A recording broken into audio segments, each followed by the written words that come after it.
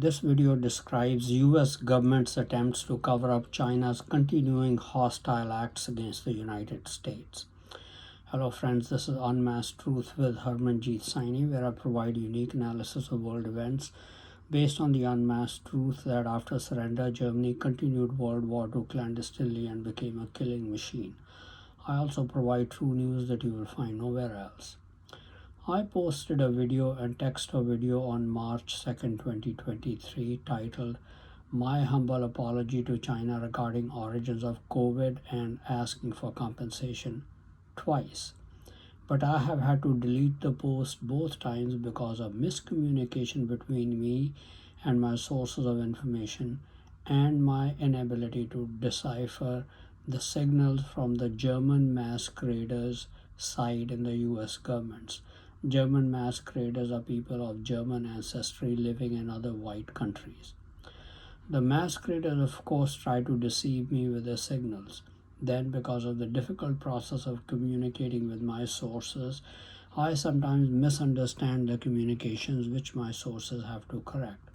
That's why I had to delete the post regarding apologizing to China both times. My corrected information is that I do not owe China an apology.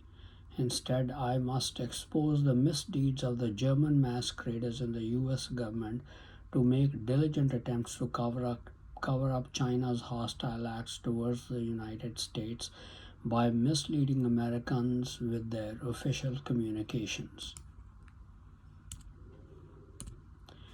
One very important trait God wants his people to develop is that of being meek, as mentioned about Moses in Numbers 12 verse 3, which states, Now the man Moses was very meek above all the men which were upon the face of the earth.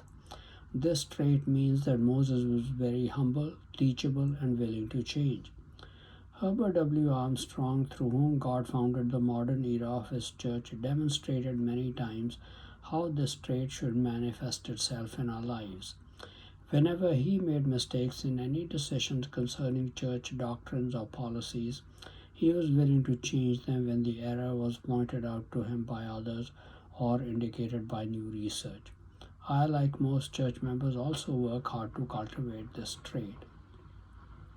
In the more than 200 videos I have posted on my YouTube and Facebook channels, I have made mistakes in a few. When the error was pointed out to me and correct information given, I deleted the incorrect video and usually issued a new video which updated correct information. That's what I have done in this case by deleting the two incorrect videos and now posting a new video with correct information. In my two-part videos dated April 26, 2021, titled China must pay $10 trillion in compensation to the United States alone for causing COVID-19. Based on the information available at that time, I held China responsible for causing the COVID-19 pandemic because the information indicated that coronavirus was a biological weapon that inadvertently leaked from the Wuhan virology lab, and my further information was that China was planning to use it against Punjabis in India and Pakistan, particularly the Sikhs. A few days ago, the Washington Post wrote an article dated February 28, 2023 on the US Energy Department's reassessment on the origins of the SARS-CoV-2 coronavirus that caused COVID-19. The article stated, An analysis by experts from the US National Laboratory Complex, including members of a story team known as the Z Division, prompted the Energy Department to change its view earlier this year about the likely cause of the 2019 coronavirus outbreak, the official said. Though initially undecided about COVID-19's origins, energy officials concluded as part of a new government-wide intelligence assessment that a lab accident was most likely the triggering event for the world's worst pandemic in a century. But other intelligence agencies involved in the classified update, completed in the past few weeks and kept under wraps, were divided on the question of COVID-19's origins, with most still maintaining that a natural evolutionary spillover from animals was the most likely explanation. Even the Energy Department's analysis was carefully hedged, as the officials expressed only low confidence in their conclusion, according to US officials who spoke on the condition of anonymity to describe a classified report. The overall view that there is as yet no definitive conclusion on the virus's origin has not changed since the release of an earlier version of the report by the Biden administration in 2021, according to the officials. The bottom line remains the same. Basically, no one really knows, one of the officials said. But the agencies are united, the official said, in the view that the virus was not developed as a bioweapon. I always face the problem of sorting out the truth in government official communications because German masqueraders have substantial control of the US and British governments. I was quite confident of my earlier conclusion that the Wuhan coronavirus was a biological weapon. Therefore, it is possible that the latest government communication is an attempt to provide a cover for China by muddying the water with statements such as no one knows with high confidence that the virus was a biological weapon that inadvertently leaked from the Wuhan lab. My non masquerader sources tell me that is indeed the case. The masqueraders in the US government are trying to shift the blame away from China when it is fully responsible for the global COVID-19 pandemic disaster. I had deleted the two-part videos and the text of the videos from my YouTube and Facebook channels that accuse China of causing the COVID-19 pandemic and asking for $10 trillion in compensation for the US alone. I have decided to repost the videos again since China is fully responsible for causing the global misery for more than 2 years due to the COVID-19 pandemic. I would like to take this opportunity to comment on China's other international gangster-like activities. I have commented many times that in an alliance with Germany, China is trying to bring nations under their boot and control the world. With the help of German masqueraders in the United States, British Commonwealth nations, and nations of Europe, both nations have been able to loot the British and American economies. German masqueraders led the drive to gut American manufacturing and set up factories in China to transfer American and British wealth to them. They have also allowed China to steal American intellectual property to enable it to enter high-tech industries. Because of this wholesale plundering of American and British wealth, I propose that China and Germany should not be allowed to hold American debt. This means that the debt could be cancelled simply by pressing the delete button and China's holding of German reserves instantly wiped out. China responded by investing its dollar holdings in its Belt and Road Initiative. It tried to kill many birds with one stone with those investments. First, it enabled China to considerably reduce its exposure to the US dollar and convert the dollar holdings into hard assets such as port facilities and airport facilities and roads and railways.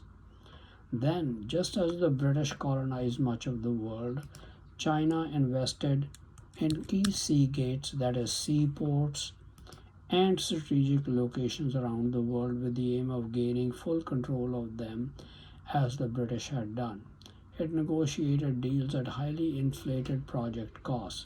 The projects were to be contracted exclusively to Chinese companies and suppliers, with all the benefits of highly paid jobs and huge profits going to China. The countries in which the projects were implemented got no employment or other industrial benefits of providing material and engineering supplies for the projects. Future benefits of maintaining the projects would go to the Chinese as well. However, the countries would be saddled with huge debt to Chinese financial institutions and government government related to the project costs, which everyone knew that they would never be able to service those debts. Ultimately, then the country would be forced to transfer control and ownership of the projects as well as the land around the projects to China, thus giving China a foothold in the country. With those land acquisitions, China's plan would then be to use them as launching pads to acquire more land through coercion or use of force as the situation warranted. In this way, China would be able to colonize the world with its alliance partner Germany. All the world knew what China's endgame was with its BRI scheme. That's um, the uh, uh, the BRI initiative. The US and British Commonwealth nations knew about it too, but they let China go ahead with its investments. The reason simply is that American and British Commonwealth nations are still the best guarantee for nations of the world to remain free. If China tries to take over any country or part of its territory, pressure from the free world would not allow it. No nation that has China's BRI projects implemented on its territory should ever feel obligated to pay debts related to those projects to China. The money was all stolen from America and Britain in the first place through unfair trade and connivance with German masqueraders. Therefore, the debt is owed to the United States and Britain and not to China or Germany. The connivance with German masqueraders was that they would buy all Chinese made products, giving the transferring American wealth to China. If China had not invested those stolen funds, one day America would have simply canceled those dollar holdings. America and Britain simply forgive all the countries that debt who have had the BRI scheme implemented in their country. Do not pay even a penny back to China. Don't deplete your foreign exchange reserves to pay China or send goods to China in lieu of those debt payments. And do not give control and ownership of those projects to China. Do not allow China to take over any land or project in your country. They will simply use that foothold to make you a Chinese and German colony with no control over your resources or your lives. They have kept all the benefits of employment and huge projects profits because of enormously inflated project costs to themselves. Do not give them access to your agricultural or mineral resources at anything less than fair value. They can benefit from use of the project such as sea and airports just like any other nation, perhaps at a slight discount but still at full operating cost. But they should not receive any other concession.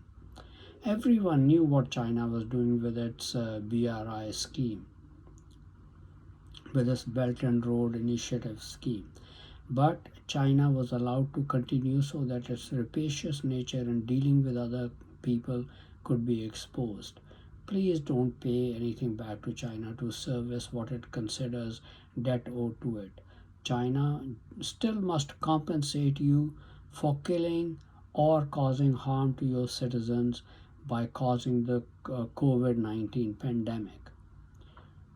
So because of that payments that is owed to you, you do not need to pay back anything to China for its Belt and Road Initiative projects implemented in your country. You're not dependent on China in any way, but China is in need of your mineral and agricultural resources. Therefore, you have the leverage in negotiations with China. Now, China and Germany, in collaboration with Modi's India, are in the business of killing Americans and the British to try to take over their lands. The opioid crisis in America is just one of those attempts.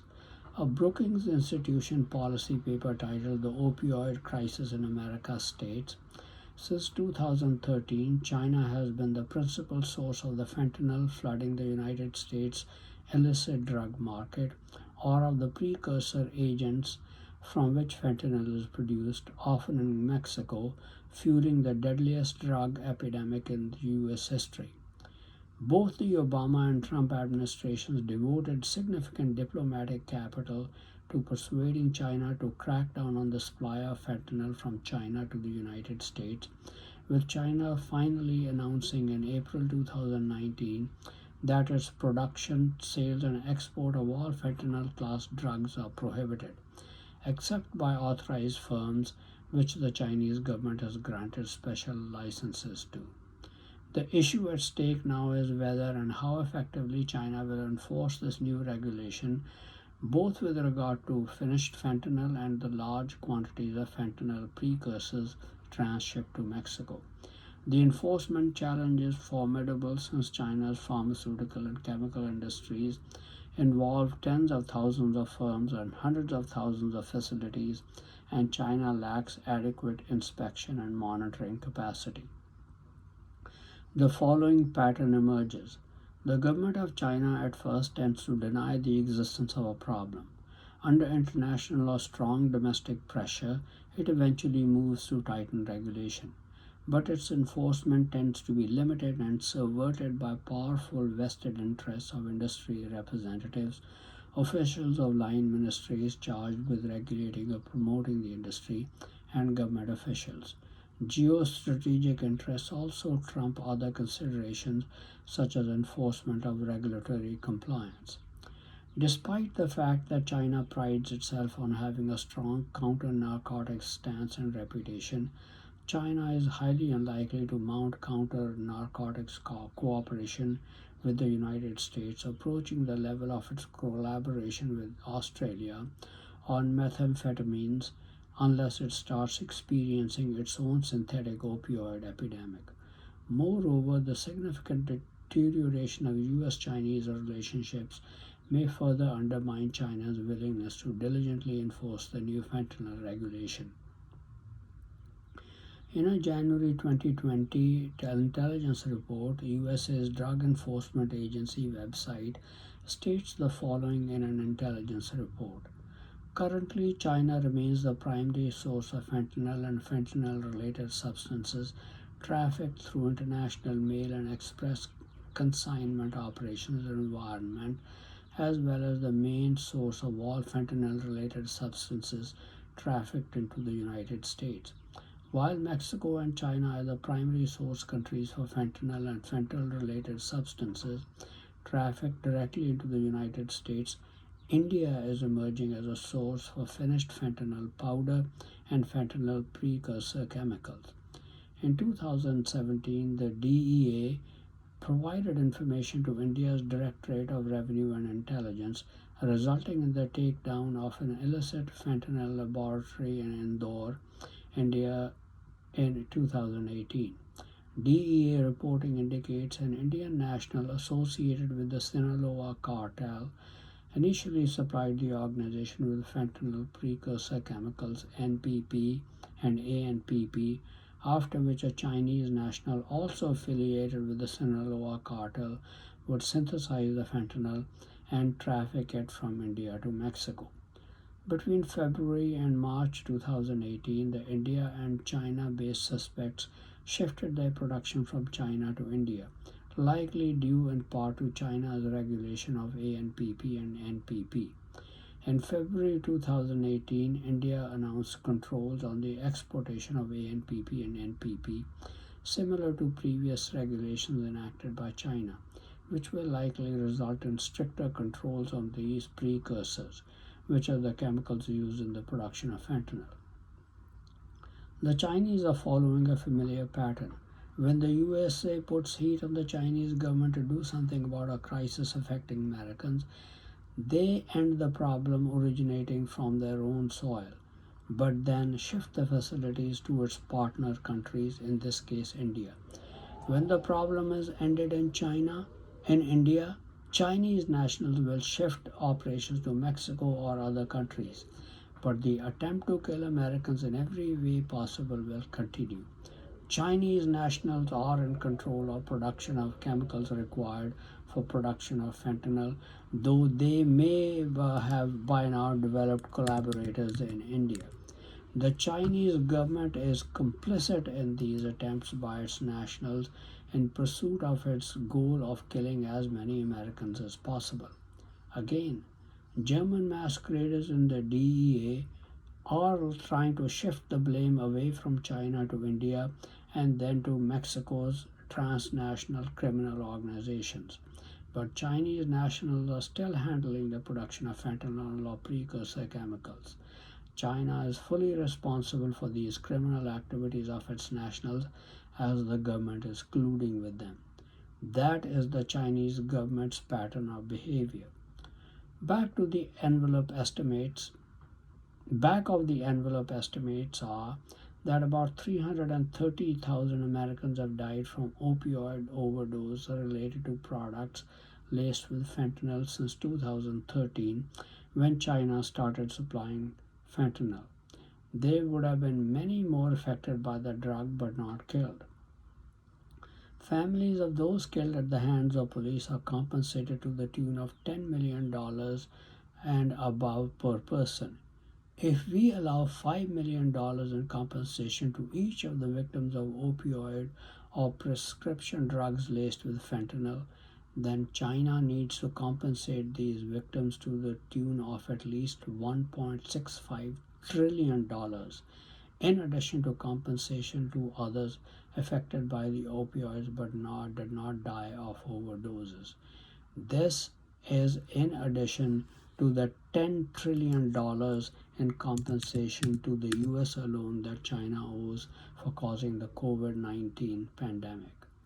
Germany and China will continue the evil of murdering the American, British, and Jewish people. If we stop one way, they'll just find another way to do it.